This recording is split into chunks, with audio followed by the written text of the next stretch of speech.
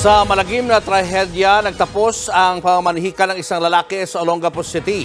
Patay siya at ang tatlong kaanak matapos mabangga ng truck. Nasa frontline ng balitang yan si Jenny Dongon. Grabe. Milalim. Pumailalim ang kotseng ito sa nakasalubong na dump truck alas 7 ng gabi kahapon sa Barangay Cabalan, Olongapo City. Ang truck driver agad napababa ng sasakyan at tinignan ang mga sakay na nabangga niyang kotse. Sa bigat ng dump truck, kinailangan pang gumamit ng backhoe para makuha ang nayuping kotse.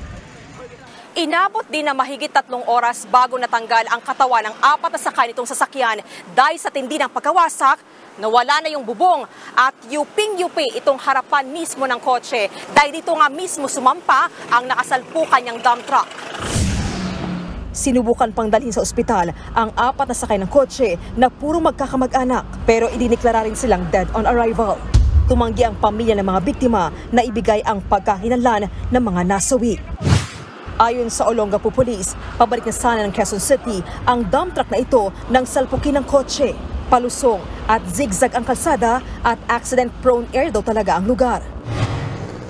Ang mga biktimang sakay ng kotse galing pa sa pamamanhikan. Nakasunod sa kotse ang kasintang babae ng isa sa mga biktima, kaya naman kitang-kita nila ang malagim na aksidente. May kakomboy kasi sila. Yung girlfriend ng lalaki nasa likod, saka yung isang nakamotor. Yun nga ma'am, tapos na sila mamanikan. Mag-stay sana sila dito sa Olongapo. Arestado ang 65 anyos na truck driver na si Domingo Permo. Aminado siya nakaidlip habang nagmamaneho. Nakaidlip po ako. Nung nagkamalay na ako, naramdaman ko na lumagabog. Doon ako nagkamalay. Nung nagbalik na yung isip ko, kita ko, nandun na yung kotse sa ilalim. Dagdag pa ni Permo, wala siyang kasamang pahinante ng madisgrasya. Magsisiman, huli na. Hingi po ako ng pasensya sa mga nangyari doon sa galit na galit sila sa akin.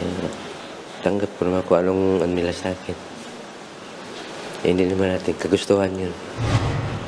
Kasong reckless imprudence resulting in multiple homicide and damage to property ang haharapin ni Permo.